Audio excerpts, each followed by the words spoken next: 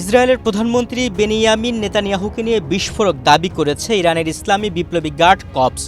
IRGC জানিয়েছে, ইসরায়েলের প্রধানমন্ত্রী বেনিয়ামিন নেতানিয়াহুর কার্যালয় লক্ষ্য করে অতর্কিত ক্ষেপণাস্ত্র হামলা চালিয়েছে তারা। এই হামলার পরপরই নেতানিয়াহুর ভাগ্য নিয়ে বিশ্বজুড়ে তৈরি হয়েছে চরম অনিশ্চয়তা ও জল্পনা।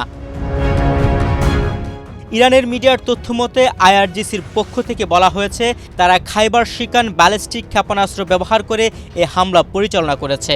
এটি তাদের চলমান প্রতিশোধমূলক হামলার দশম ঢেউ ছিল। হামলার পরপরই ইরান দাবি করেছে যে নেতানিয়াহুর বর্তমান অবস্থা অস্পষ্ট।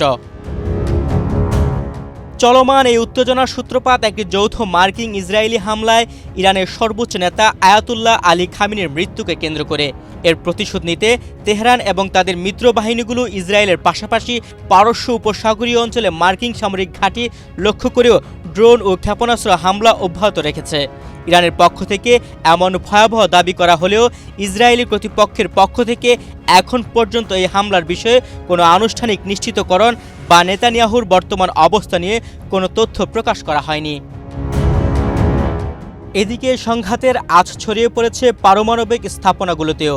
আন্তর্জাতিক আণবিক শক্তি সংস্থার প্রধান রাফায়েল গ্রোসি ইরানের পারমাণবিক স্থাপনাগুলো নিয়ে গভীর উদ্বেগ প্রকাশ করেছেন। তিনি সতর্ক করেছেন যে এ সংঘাতের ফলে যে কোনো ধরনের তেজস্ক্রিয়া নিঃসরণ বড় ধরনের বিপর্যয়ের কারণ হতে পারে। অন্যদিকে সিরিয়ার আইন তুরমা এলাকায় ক্ষেপণাস্ত্রের ধ্বংসাবশেষ পড়ে সাধারণ মানুষ আহত হওয়ার খবর পাওয়া গেছে।